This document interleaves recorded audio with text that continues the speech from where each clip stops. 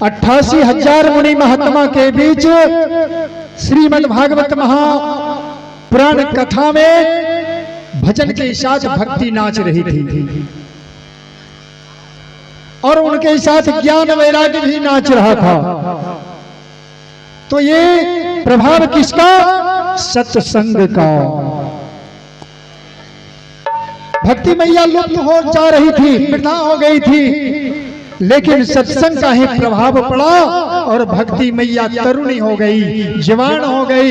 मृत अवस्था में जो उनके 2 पुत्र थे ज्ञान और वैराग्य, वो भी जागृत हो गए।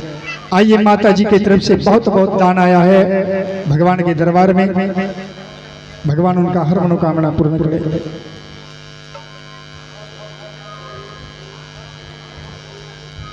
तो भक्ति माता को अपने घर में बसाना चाहिए। उसके बाद ज्ञान और वैराग्य तो जागृत हो चुके हैं। कथा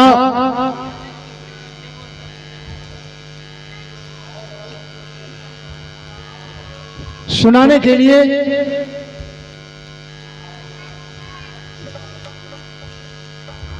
88,000 मुनि महात्मा के बीच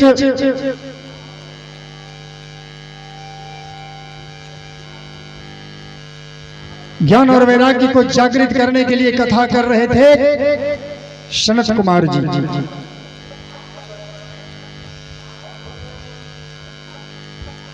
हम ले चलते हैं आपको फिर यहां से वापस बाद्रिका आश्रम,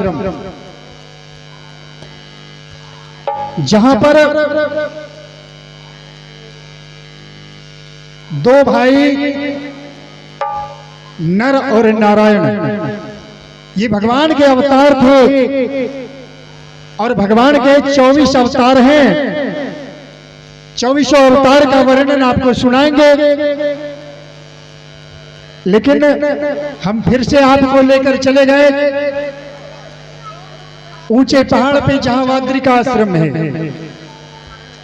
बद्रिका आश्रम में नर और नारायण दोनों भाई तपस्या कर रहे हैं।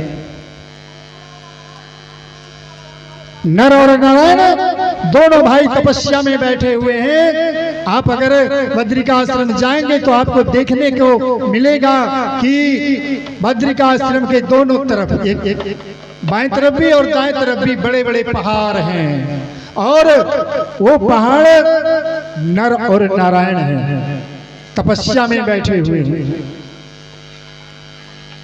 नर और नारायण तपस्या में बैठे हुए हैं। भागवत में तो ज्ञान का ही चीज मिलेगा।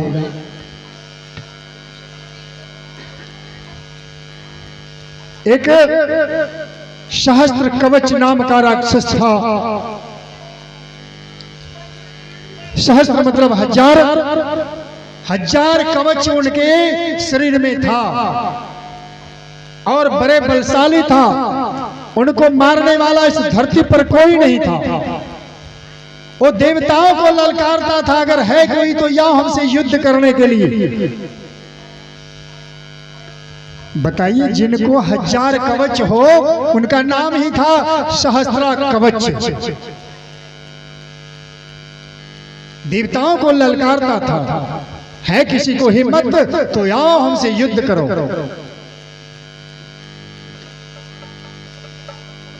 रहा नहीं गया देवताओं से।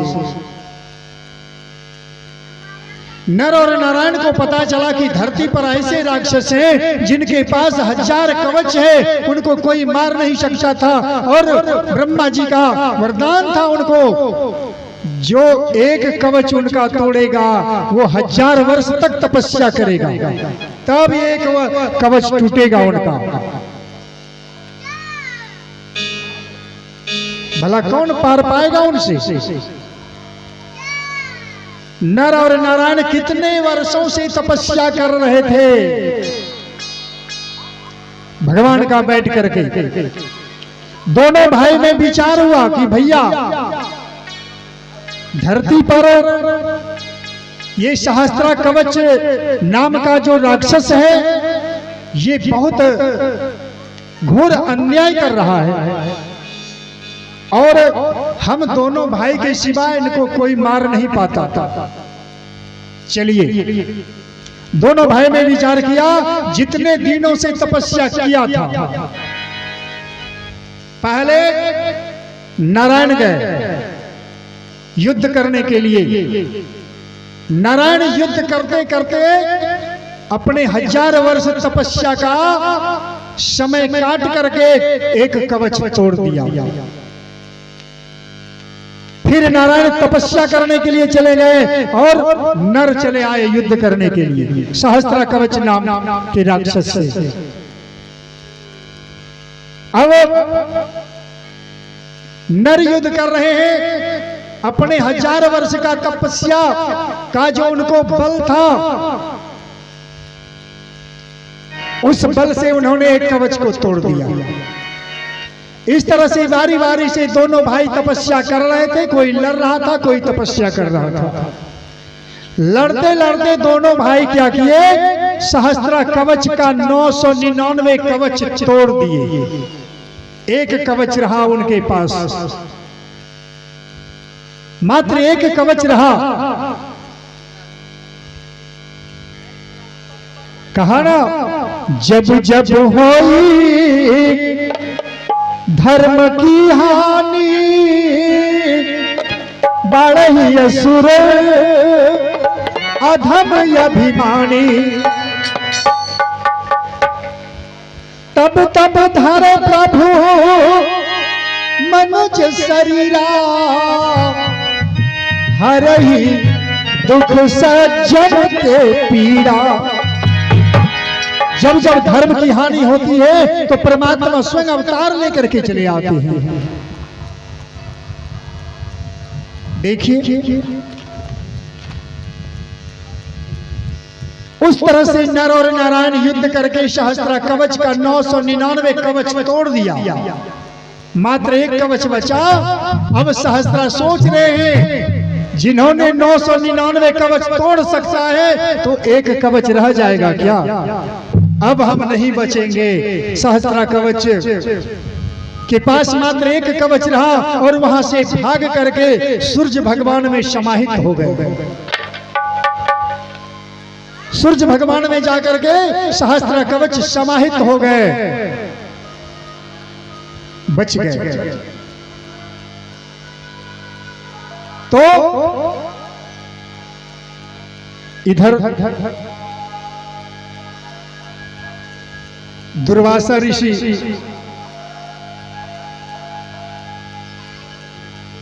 कुंती के यहाँ रहा करते थे। कुंती के पिता बहुत बड़ा राजा था। कुंती के यहाँ दुर्वासा ऋषि रहा करते थे और कुंती बड़ी सेवा करती थी। जिनके यहाँ महात्मा रहे, उस घर के बच्चा सेवा में लगे रहते हैं। तो महात्मा जी के सेवा में कुंती लगी रहती थी। महात्मा जी जब जाने लगे, कुंती महात्मा जी का पैर पकड़ करके आशीर्वाद मांगा। सज्जनों, कुंती को आशीर्वाद स्वरूप एक मंत्र माला मिला।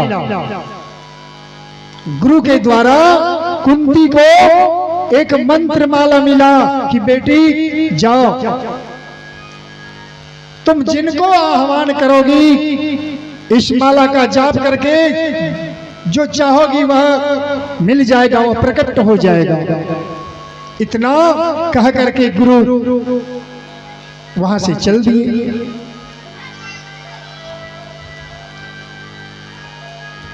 जब गुरुजी चले गए तो कुंती एक दिन विचार किया कि गुरुजी ने जो माला दिया है उस माला का जाप करके हम थोड़ा देखें कि गुरुजी का माला दिया हुआ सत्य है या गलत है, देखना चाहिए। कुंती बैठ करके गुरु के दिए हुए माला से जाप करने लगी और याद किया सूर्य भगवान को। सूर्य भगवान को जैसे कुंती याद किया, माला जाप करके सूर्य भगवान प्रकट हो गए। कहा कुंती बताओ तुम किस लिए मुझे याद किया? अब कुंती बोलती है प्रभु आप कौन हैं? आप अपने तेज को समेटिए, आपका तेज से मैं जली जा रही हूं। भगवान सूर्य अपने ताप को समेट लिया। कहा कुंती मैं सूर्य हूं और तुम मांगो किस लिए मुझे आवाहन किया, बताओ। कहा नहीं नहीं प्रभु मैंने ऐसे याद कर लिया, फिर दर्शन हो गया तो अच्छी बात है। मैं कुछ मांगने के लिए याद नहीं किया आपको, मैं तो गुरु का दिया हुआ माला टेस्ट कर रही थी और आपका स्मरण किया, आप प्रकट हो गए, आपका दर्शन हो गया, सौभाग्य है। कहा नहीं नहीं वो कहने से नहीं होगा, हम जहां भी जाते हैं तो कुछ दे करके आते हैं। कुंती ने कहा प्रभु मुझे कुछ नहीं चाहिए, मुझे तो सिर्फ दर्शन करना था। भगवान सूर्य ने कहा कुंती नहीं, जाओ हम तुमको एक पुत्र दे देंगे। कुंती तो कुमारी थी और कुमारी अवस्था में भगवान सूर्य ने कुंती को पुत्र दिया। कुंती ने हाथ जोड़ करके कहा हे भगवान सूर्य आप ये क्या किए, मेरे समाज में क्या होगा, मेरा कितना बड़ा बुराई होगा। कहा कुछ नहीं होगा, बड़ा तेजस्वी ये पुत्र होगा तुम्हारा। भगवान सूर्य वहां से चले गए, अंतर्ध्यान हो गए। तो भगवान सूर्य तो चले गए, अब कुंती गर्भ की अवस्था में रह गई। समय के साथ कुंती ने एक पुत्र को जन्म दिया, लेकिन कुंती को बड़ी लज्जा आती थी, समाज में लोग क्या कहेंगे हमको। रात्रि में जन्म दिया और लज्जा के मारे वो बच्चा जो जन्म हुआ एक कवच कुंडल लेकर के जन्म हुआ। एक कवच कुंडल के साथ बच्चे का जन्म हुआ कुंती के गर्भ से। और कुंती ने लज्जा के मारे क्या किया, बच्चे को टोकरी में रख कर, टोकरी में नीचे से प्लास्टिक लगाया और बच्चे को टोकरी में रख दिया। टोकरी में रख करके बच्चे को गंगा में प्रवाहित कर दिया। अब बच्चा गंगा में भासते जा रहा है। कुंती के पिता ने उसके पीछे एक गुप्तचर लगाया कि जाकर के देखना यह बच्चा कहां ऊपर होता है, किसने इनको ऊपर करता है। वो बच्चा गंगा में भासते भासते चले गए हस्तिनापुर। हस्तिनापुर में जाते जाते सुबह हो गया और हस्तिनापुर के जो राजा थे अपने सिपाही सहित स्नान करने के लिए गए थे गंगा में। स्नान करते समय उनको वो टोकरी मिला, उस टोकरी में वह बच्चा मिला। हस्तिनापुर में ला करके उनको पाला गया और उसी का नाम रहा कर्ण। कर्ण किसका पुत्र है? कुंती का। कुमारी अवस्था में जन्म लिया था